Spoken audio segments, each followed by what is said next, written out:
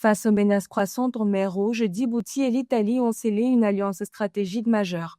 Au cœur de Rome, la capitale italienne, un protocole d'accord a été signé le 23 juillet 2026 pour sécuriser ce corridor vital où transite 15% du commerce mondial.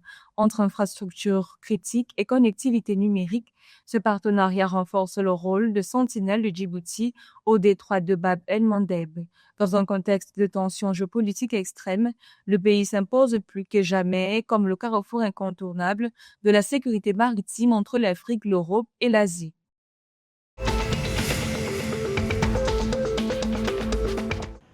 Véritable bond technologique pour la Tanzanie, la capacité électrique installée s'envole pour atteindre plus de 4500 MW.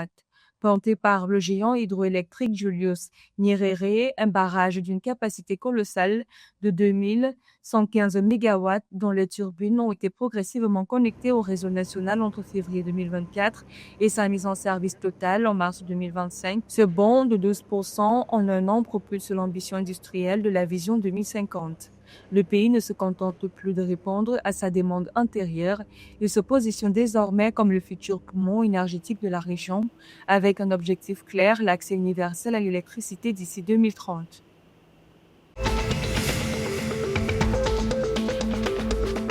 Urgence absolue au Darfour, 20 000 civils supplémentaires ont été jetés sur les routes par une nouvelle vague de violence qui fait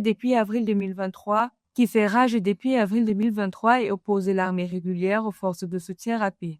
L'ONU a ainsi tiré la sonnette d'alarme le 29 juillet 2026 par la voix de Farhan Haq, porte-parole adjoint du secrétaire général, face à une situation humanitaire désespérée dans l'ouest du Soudan.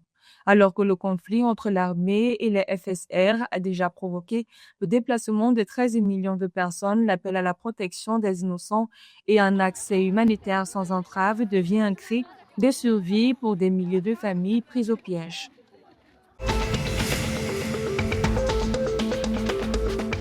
Le Soudan du Sud érige un véritable rempart sanitaire contre Ebola.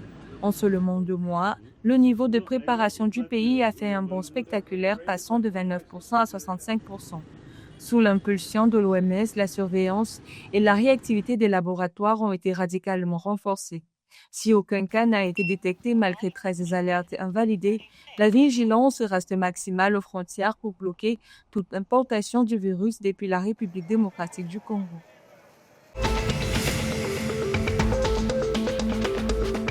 Le club de basketball rwandais RSSB Tigers frappe un grand coup avant les playoffs en recrutant Tyler Bay, ancien allié des Dallas Mavericks.